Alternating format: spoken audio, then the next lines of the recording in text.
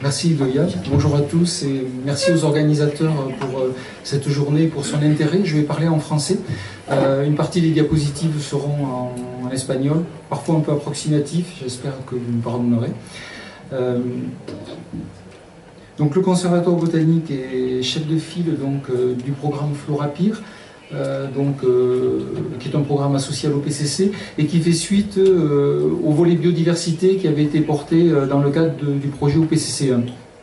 Donc vous avez l'ensemble des partenaires, les deux conservatoires botaniques nationaux côté français qui concernent les Pyrénées, l'Institut botanique de Barcelone, l'Université de Barcelone, l'IP avec les collègues de RACA, l'Institut des sciences Aranzadi pour le Pays Basque, avec lequel participent un certain nombre d'experts pour la Navarre, une société qui s'appelle Basania qui travaille sur les mousses à l'échelle des Pyrénées côté espagnol, et puis en partenaire associé, le CENMA, que je salue ici nombreusement représenté, l'ACTP à travers l'OPCC. Puis également on a un certain nombre d'organismes tiers, le Musée des sciences naturelles de Barcelone, la LPO au titre de l'animation du réseau d'éducation Pyrénées vivantes, Nature Midi-Pyrénées, l'Office national des forêts pour la France également.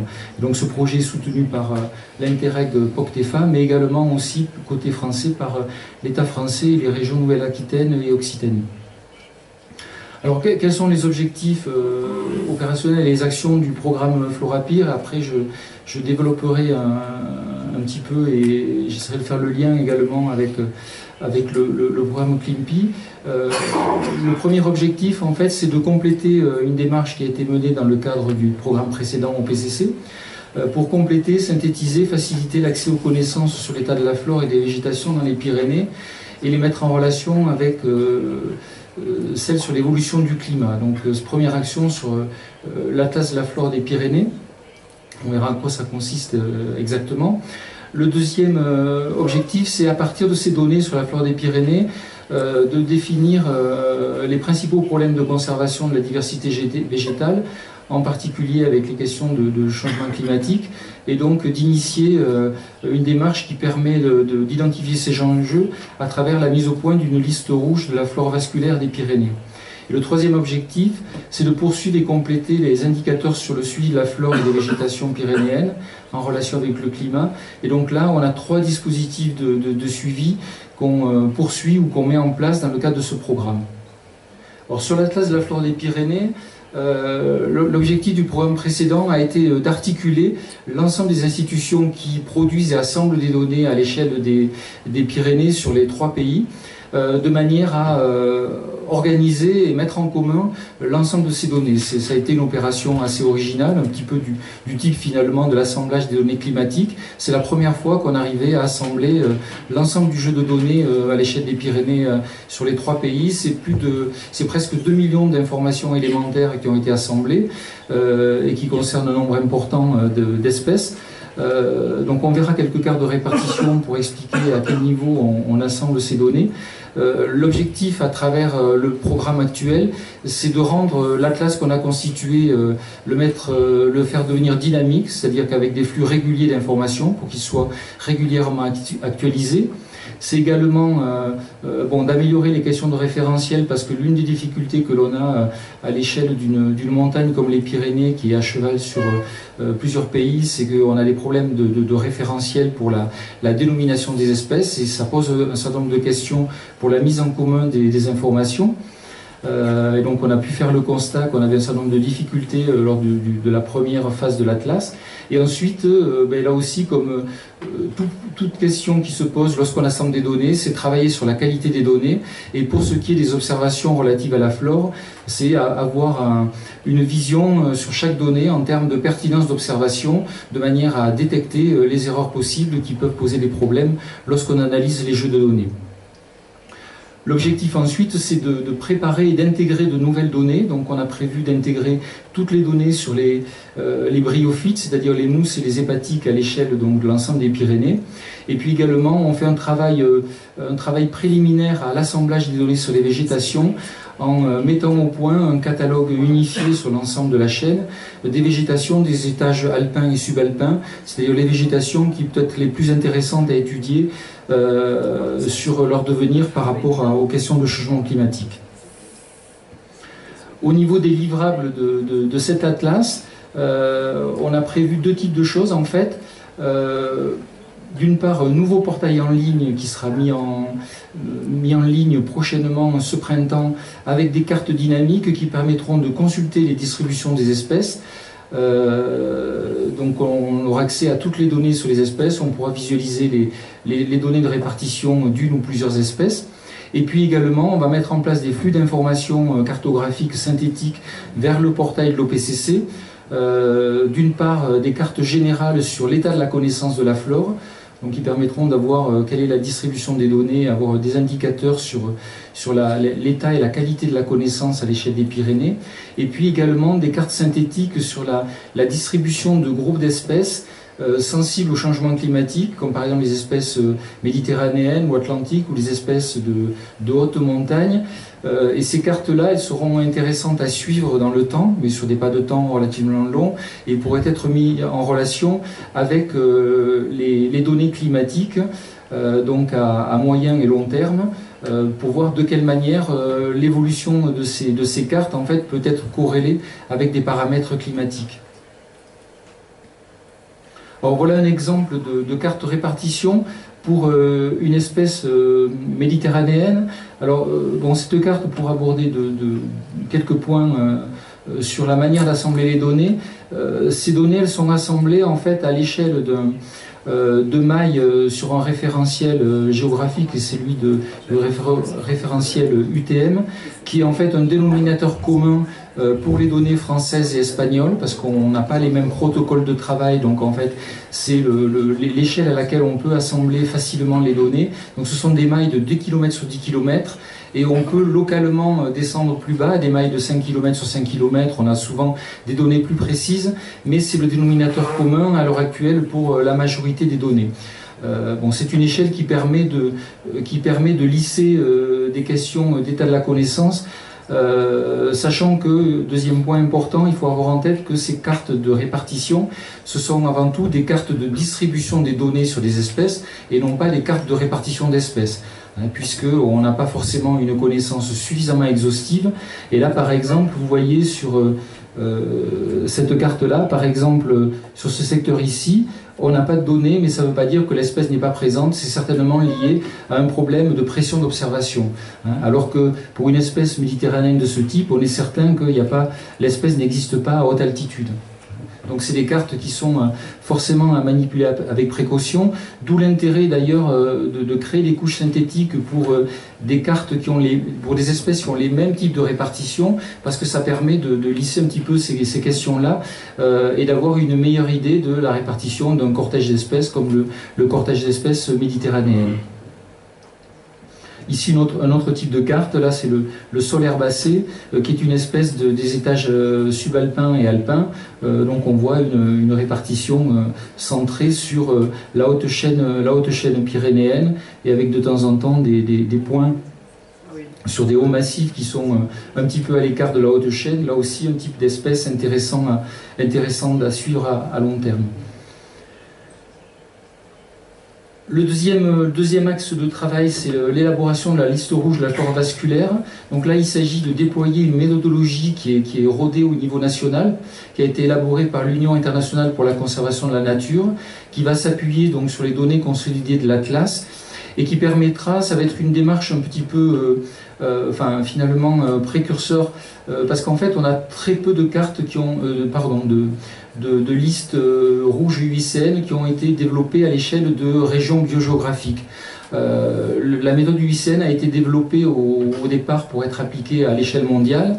On a commencé à les décliner à l'échelle dite régionale au sens de l'UICN, c'est-à-dire la plupart du temps, normalement ça devrait être des continents ou des grandes unités de ce type-là, mais souvent c'est décliné à l'échelle d'unités administratives comme des États, voire des régions administratives. qui sont des échelles qui ne sont pas toujours pertinentes en termes de répartition des espèces.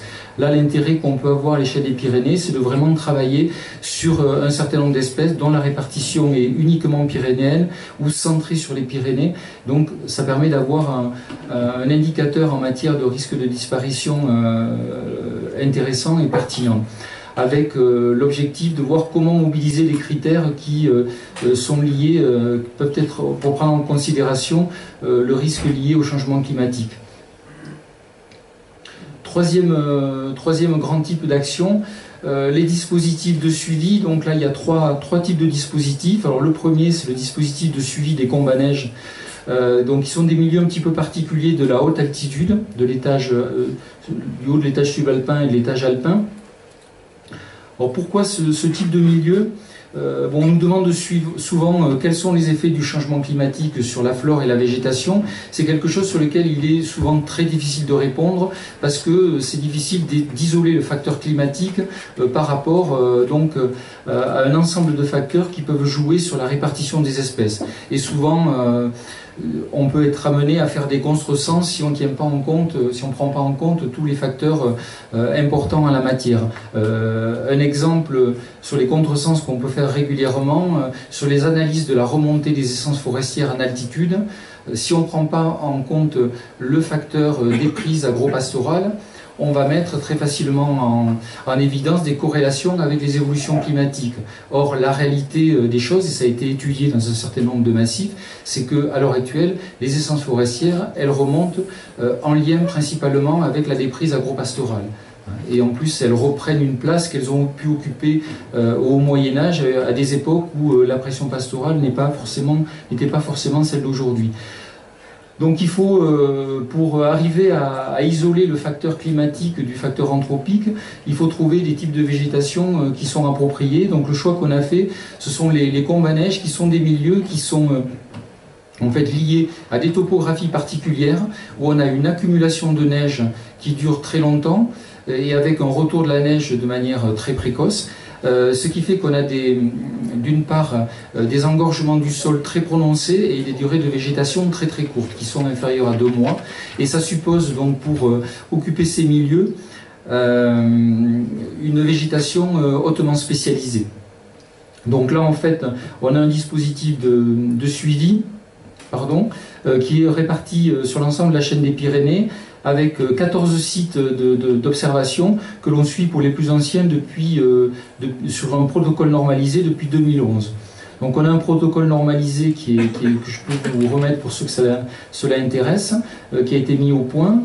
Et puis si vous voulez avoir plus de détails, vous pouvez consulter en ligne une vidéo sur le dispositif qui existe en 3 langues, français, espagnol et catalan, et qu'on aura prochainement en anglais. Je vais passer rapidement parce que Idoia m'a fait signe que j'ai pris trop de temps déjà sur les premiers résultats, mais pour faire une petite conclusion très rapide sur les premiers résultats, l'un des constats que l'on peut faire, c'est qu'il faut un long terme pour pouvoir détecter des changements dans la composition spécifique. Ça, c'est l'un des points importants qu'on peut souligner. Et puis, on a une difficulté aussi sur la caractérisation microclimatique avec de fortes hétérogénéités.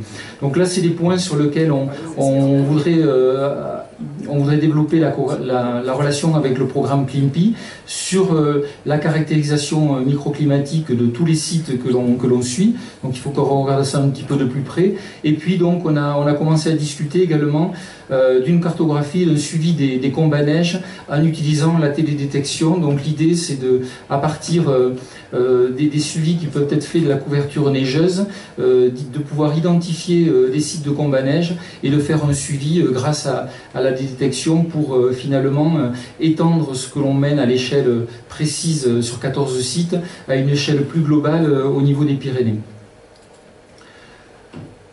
Sur ce dispositif-là, donc, on met en place également un dispositif de simulation de l'élévation de température, les Open Top Chambers, qui permettront d'imaginer ce qui pourrait se passer en fonction de l'élévation de température sur ces sites-là.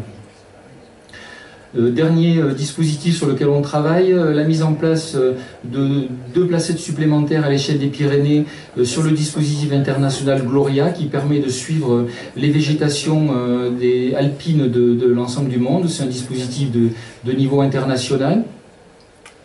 Et puis donc, dernier dispositif, un dispositif de sciences participatives qui a été initié dans les Alpes françaises et donc on cherche à décliner à l'échelle des Pyrénées et qui est un dispositif qui se base sur l'observation phénologique d'un nombre limité d'espèces. On a 13 espèces qui vont être suivies et avec une animation territoriale qui va être portée par en s'appuyant sur le réseau Éducation Pyrénées Vivantes qui est un réseau transfrontalier de 60 structures réparties sur l'Espagne, la France et l'Andorre et donc qui vont démultiplier pour arriver à recruter des observateurs pour ce suivi participatif. Donc je ne vais pas aller plus loin, juste un point de conclusion en vous remerciant de votre attention. Par rapport à ces dispositifs-là et le travail que l'on mène à l'échelle de Florapyr, mais aussi sur l'ensemble des projets que l'on porte, je pense qu'il faut qu'on remercie d'une part l'Union européenne qui nous soutient aujourd'hui, mais qu'on imagine très vite comment on pourra pérenniser ces dispositifs de suivi dans le temps. Parce qu'en fait, on ne peut pas imaginer de porter de manière récurrente des programmes Interreg pour des suivis à long terme. Ce n'est pas forcément dans l'objectif de l'Interreg que ce type d'action. Donc nécessairement, ça nous interpelle sur comment on va maintenir nos dynamiques participatives, nos relations interprojets et la mise en œuvre des suivis. Et il me semble important d'alerter nos partenaires financiers et les décideurs que même si à un moment donné on a besoin de travailler sur les questions par exemple d'adaptation au changement climatique, on a besoin de maintenir un niveau de connaissance sur le long terme et d'arriver à pérenniser un certain nombre de dispositifs. Donc comment on peut y arriver, parce que derrière il y a des questions financières qui se posent, c'est l'enjeu qu'on a sur l'année et demie qui nous sépare de la fin de nos programmes puisqu'ils sont à échéance de juin 2019. Merci à tous.